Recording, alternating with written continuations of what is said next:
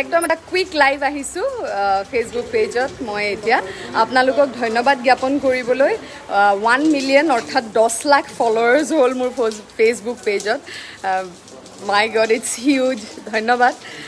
বাকী কেৱল যে 1 মিলিয়ন ফলোৱাৰ্ছ হ'ল অকল সেইকাৰণে মই লাইভ অহা নাই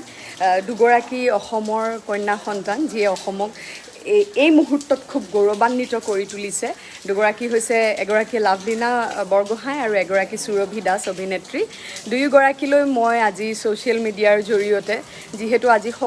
আজিকালি সকলো ছ'চিয়েল মিডিয়াত এক্টিভ মই দুয়োগৰাকীকে মোৰ ফালৰ পৰা আন্তৰিক শুভেচ্ছা জ্ঞাপন কৰিছোঁ অসমক এই সুন্দৰ মুহূৰ্তখিনি দিয়াৰ বাবে গৌৰৱান্বিত কৰি তোলাৰ বাবে দুয়োগৰাকী আগবাঢ়ি যোৱা আৰু বহুত সুনাম আৰ্জি আনা আমাৰ সকলোৰে বাবে আৰু লগতে অসমবাসীক এটাই ক'ব বিচাৰিম যে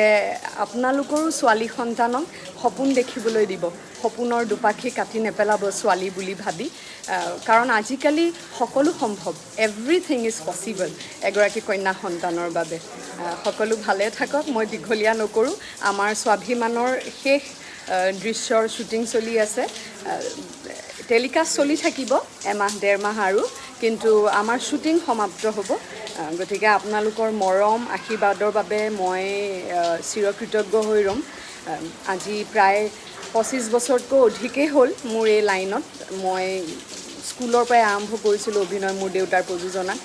তেতিয়াৰ পৰা এতিয়ালৈকে একদম চিৰিয়েলৰ পিছত যৌৱনামনি কৰে প্ৰথম ছবি মোৰ তেতিয়াৰ পৰা এতিয়ালৈকে যিখিনি মৰম আৰু সঁহাৰি দৰ্শকৰ পৰা পাইছোঁ তাৰ বাবেই হয়তো আজিও মই অভিনয় কৰি আছোঁ